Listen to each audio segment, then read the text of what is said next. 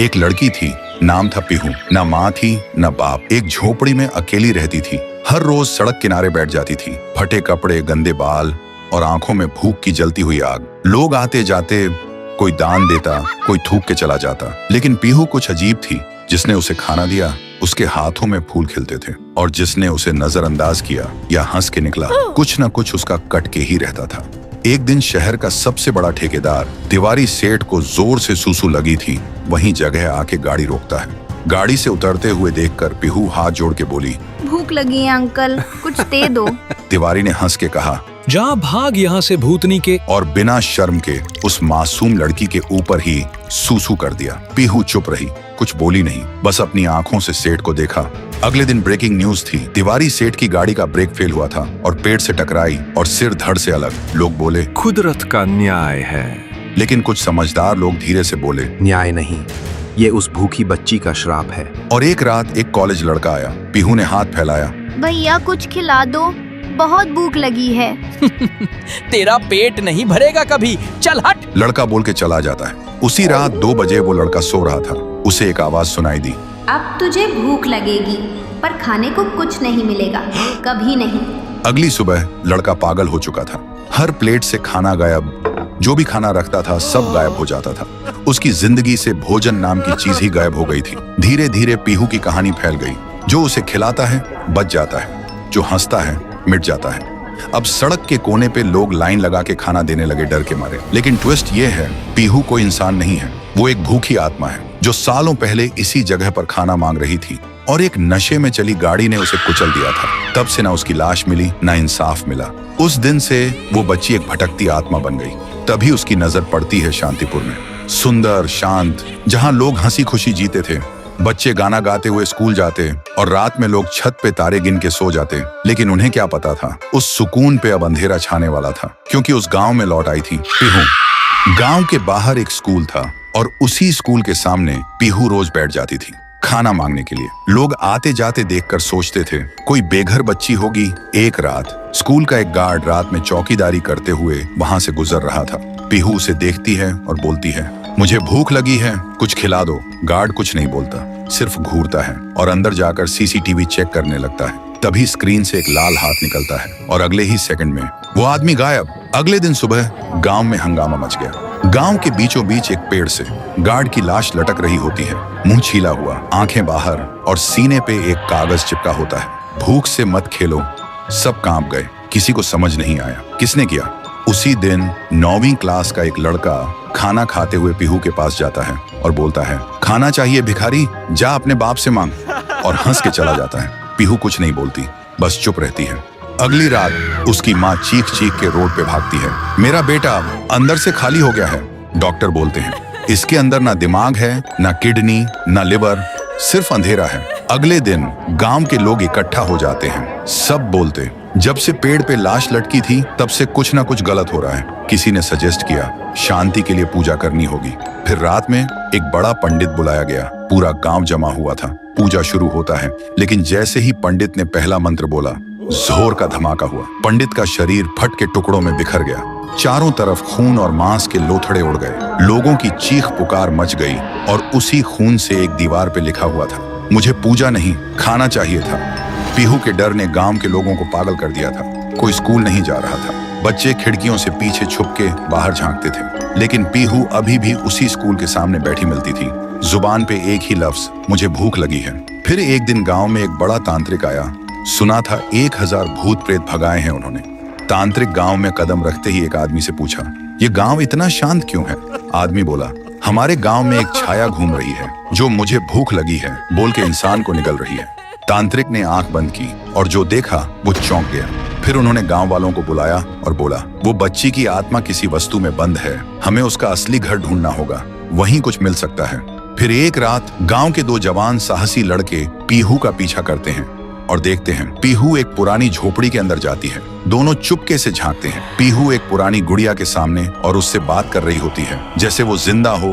दोनों देखकर चौंक जाते हैं। फिर अगली सुबह वही 2 लड़के झोपड़ी में जाकर वो डॉल उठाते हैं और ले जाते हैं तांत्रिक के पास। तांत्रिक डॉल को देखकर चिल्लाता है, यही है, इसी में बंद है वो बच्ची की आत्मा, इसे आग में जलाना होगा, तभी सब खत्म होगा। फिर रात में तांत्रिक गुड़िया को आग में डाल के हवन करता है, जोर जोर से मंत्र जप करता है। तभी एक भयानक चीख गूंजती है, मैं भूखी हूँ, और अचानक वो डॉल हवा में उड़ जाती है और सबके सामने उस डॉल से निकलती है पीहू। और जिन लोगों ने उस डॉल को छुआ था उनके शरीर एक एक करके पंडित जैसे फट जाते हैं। ये सब देखकर तांत्रिक भागने लगता है, लेकिन अचानक रास्ते बंद हो जाते हैं। वो पलट के देखता है, उसके सामने खड़ी होती है पीहू और वो बोलती है, तू मुझे जलाना चाहता था, अब तू जल। एक ही सेकंड में तांत्रिक के शरीर में आग लग जाती है और वो जलकर राख हो जाता है। उस रात के बाद गांव वालों को सब समझ आ गया था, पीहू ने सिर्फ उन्हीं को मारा जिन्होंने उसे दर्द दिया था, भूखा छोड़ा था, बाकी सब लोग ठीक थे। अगली सुबह गांव के सब लोग पीहू के सामने खाना लेकर आए और रो पड़े, बोले, हमें माफ कर दो, हमने तुम्हें भूतनी समझा, लेकिन तुम तो देवी हो जो सिर्फ भूखी थी। पीहू ने एक मुस्कान के साथ थाली में से एक निवाला उठाया और जैसे ही उसने वो खाया, उसका रूप हल्की रोशनी में बदलने लगा, फिर वो हवा में मिल गई। उस दिन के बाद पीहू कभी नहीं दिखी। तब से वो गांव वापस वैसे ही हो गया, शांत, प्यारा और खुशी से भरा। उधर ढोलकपुर गांव के लोग बड़े आराम से जी रहे थे, क्योंकि उस गांव में रहता था महाराज राइस्टार, जो अपने गांव के लिए एक शेर था, जो कभी अपने लोगों के साथ गलत होने नहीं देता था। लेकिन उस गांव में छुपा था एक डरावना राज, एक राज जो सबके दिल में था, पर जुबान पे नहीं। गांव के बीच एक सूखा हुआ पेड़ था, जिसे लोग कहते थे श्रापित पेड़। ना कोई उसके पास जाता, ना कोई उससे आंख मिलाता। हर पूर्णिमा के अगले दिन उस पेड़ के नीचे एक लाश मिलती थी। लोग कहते, रात में कोई आता है और लाश छोड़ जाता है, लेकिन कभी किसी ने कुछ देखा नहीं, और देखता भी कैसे। जो देखता वो अगले दिन पेड़ के नीचे होता था। एक दिन राइस्टार ने ठान लिया, बस अब और नहीं, इस राज का अंत मैं ही करूंगा, क्योंकि ढोलकपुर का नाम मिट्टी में मिल रहा था। फिर एक पूर्णिमा की रात राइस्टार चुपके से जाकर पेड़ के पास बैठ गया। रात के 2 बजे एक आवाज आई, Tung tung tung tung tung tung tung tung tung सहूर। और फिर वो पेड़ भूत में बदल गया। वो भूत कुछ अजीब सा था, एक भयानक शैतानी हंसी वाला चेहरा, आंखें बड़ी बड़ी। वो पेड़ चल के एक घर के गेट को जोर जोर से खटखटाने लगता है। तभी एक आदमी डर के मारे आवाज सुन के बाहर निकलता है। वो भूत अपने लकड़ी जैसे हाथ से एक ऐसा थप्पड़ मारता कि उसकी सांस वहीं थम जाती है, और उसी जगह उस लाश को ले जाता है और वापस फिर से पेड़ बन जाता था। देखते ही राइस्टार का दिल कांप जाता है, पर वो कुछ बोलता नहीं। सुबह लोग भीड़ में जमा हुए और राइस्टार ने पहली बार उस पेड़ से बात करने की कोशिश की। पेड़ के अंदर से एक आवाज निकली, क्या तुम सब भूल गए मुझे? राइस्टार बोलता है, तू कौन है? पेड़ बोलता है, मैं हूँ ठुन ठुन ठुन साहुर। एक वक्त था जब मैं भी इस गांव का एक प्यारा सा बच्चा था, लेकिन 100 साल पहले मुझे इसी पेड़ से रस्सी बांधकर उल्टा लटका दिया गया, गांव वालों की आंखों के सामने, और मेरी मौत को तमाशा बना दिया गया, सिर्फ इसलिए क्योंकि मैंने एक राज देख लिया था जो लोग छुपाना चाहते थे, और उसी पल से मेरी रूह इस पेड़ से जुड़ गई। उस दिन से मैं इंसान नहीं, एक सज्जा बन गया, और हर पूर्णिमा में एक राजदार को चुनता हूँ और फिर उसे उसकी खामोशी का हिसाब देता हूँ। राइस्टार बोलता है, लेकिन अब तो वो लोग मर चुके हैं ना, जो तेरा कसूरवार थे। अब तू मासूम लोगों को क्यों मार रहा है? पेड़ कुछ देर चुप रहता है, फिर बोलता है, ठीक है, बस एक बार मुझे याद करो, एक दिया जला दो, फिर मैं कभी किसी को नहीं मारूंगा। फिर रात में सब लोग आते हैं, एक एक दिया जलाते हैं, और तभी पेड़ अपने आप से आग पकड़ लेता है, और आखिर में मुक्ति मिलती ठुन ठुन ठुन साहुर को। उस दिन के बाद गांव में कभी कोई लाश नहीं मिली। हर पूर्णिमा में लोग एक दिया जलाकर उसकी यादों को जिंदा रखते हैं, क्योंकि अगर भूल गए तो सपने में एक आवाज सुनाई देती थी, Tung tung tung tung tung tung tung tung tung सहूर। देखते ही देखते 1 साल बीत गया। गांव के लोग फिर से खुशी से जीने लगे थे, लेकिन एक अमावस्या की काली रात में ग्रेवयार्ड के बीच खड़ी एक पुरानी टूटी फूटी हवेली, जिसके अंदर सिर्फ अंधेरा और सड़ी हुई लाशों की तेज बदबू थी, वहीं हवेली के सबसे अंधेरे कमरे के बीच खून से बना एक आह्वान मंडल जमीन पर अजीब सी चमक के साथ जगमगा रहा था। उसके बीच एक पुरानी गुड़िया रखी थी, और आह्वान मंडल के इर्द गिर्द 3 तांत्रिक उस गुड़िया पर श्रापित काला जादू की विधि कर रहे थे। 3 तांत्रिकों की आवाज एक साथ गूंज रही थी। मंत्र इतने भयानक, इतने गहरे थे कि जैसे हर श्रापित अंधेरों के आत्मा को आजाद कर रहा हो। तभी हवेली के अंदर चारों तरफ से हर तरह के भूत प्रेत की आत्माएं हवा को चीरते हुए सीधा उस गुड़िया के अंदर घुसने लगी, और जैसे ही आखिरी आत्मा घुसी, गुड़िया की आंख खुल गई, और अचानक वो 3 तांत्रिक टुकड़े टुकड़े होकर बिखर गए। तभी गुड़िया उठती है और जोर जोर से हंसने लगती है।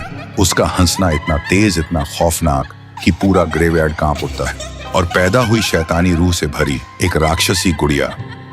फिर एक दिन गांव के कोने में दो छोटी बच्ची गाना गाते गाते खेल रही थी। तभी वो गुड़िया आती है और दो बच्चों का गाना चुपचाप एक अजीब सी मुस्कान के साथ सुनने लगती है।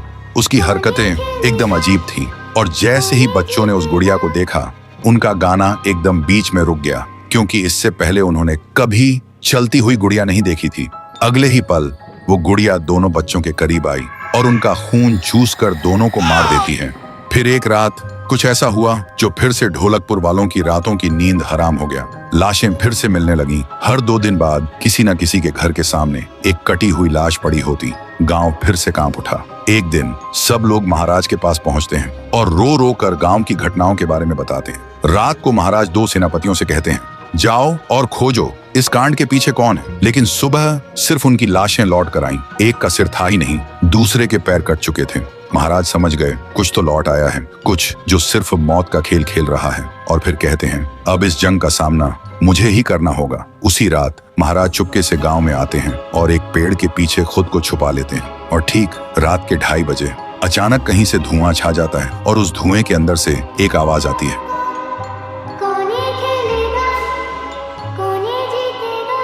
और फिर धुएं के बीच से निकलती है एक गुड़िया, गोल आंखें, एक बेजान सी मुस्कान, लेकिन चेहरा मौत का पैगाम।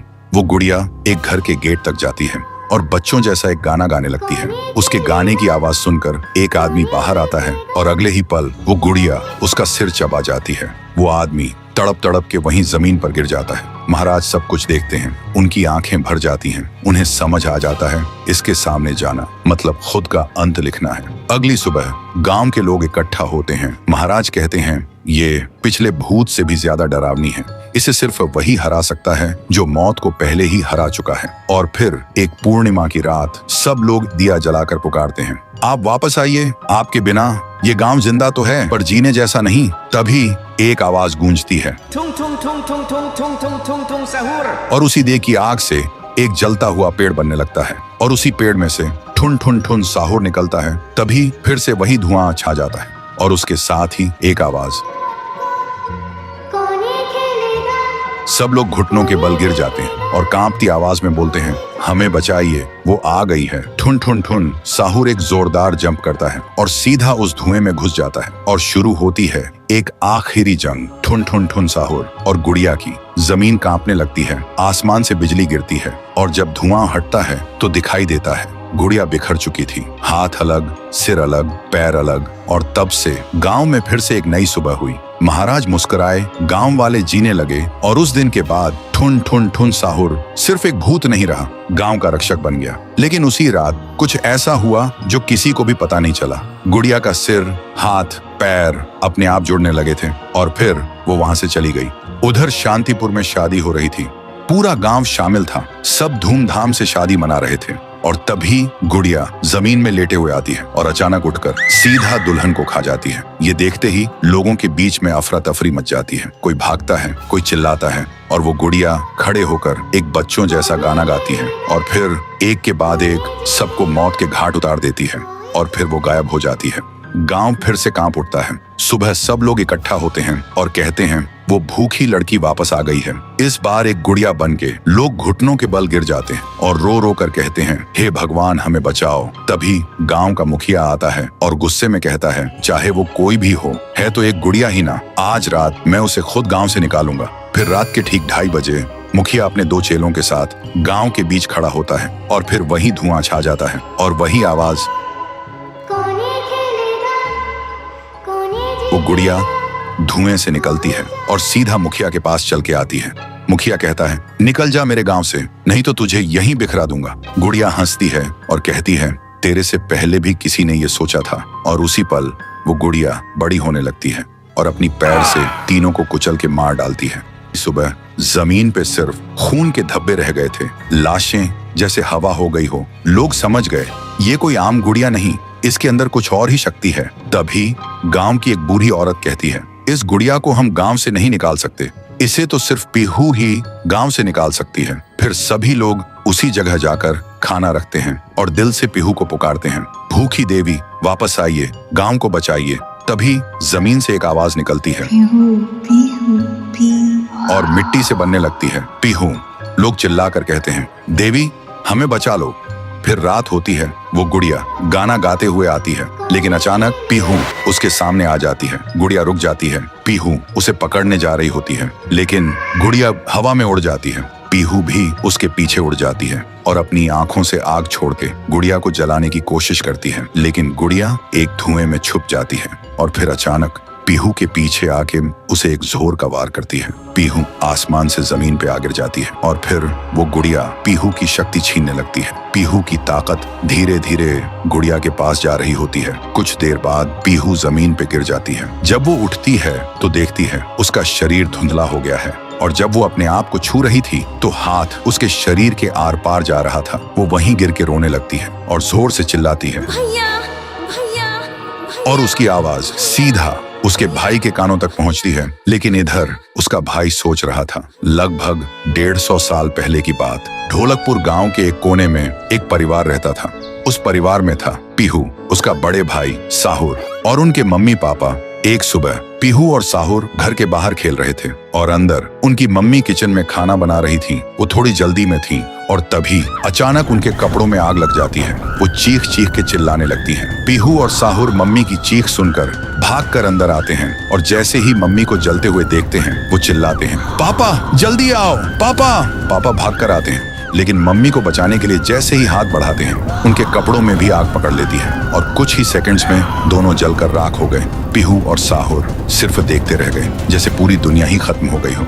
अब पीहू घर में अकेली रहने लगी और साहुर हर दिन खेतों में काम करता, सिर्फ इसलिए ताकि उसकी बहन भूख से ना रहे। एक पूर्णिमा की रात थी।